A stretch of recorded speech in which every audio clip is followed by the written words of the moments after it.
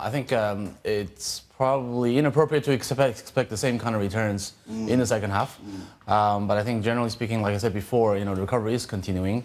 I do think that the U.S. probably still has a good shot at passing some kind of tax reform, tax cuts, fiscal stimulus, but it's just going to be a lot smaller.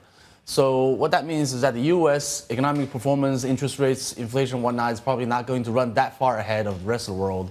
And that's probably going to bring us a weaker U.S. dollar. And that's good for this region. That's good for EM in general. So I think it serves as a good support for EM Asia for the coming few years, in fact. Yeah. What kind of weakness are you talking about? Are you talking about small bits of weakness, incrementally slowing, slowing the dollar down, or are we talking about pretty large deficits, pretty large holes in the dollar's strength in a short time?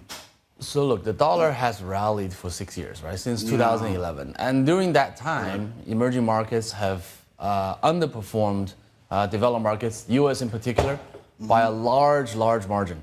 And I think going forward, we're looking at a new cycle for the U.S. dollar, right? So this is not going to be small nor brief. So I actually think after a 6-year rally, we're probably in for a few years of a trend weakness in the U.S. dollar. And that typically contains 15 to 20% of potential weakness there, the U.S. dollar broadly, over a number of years.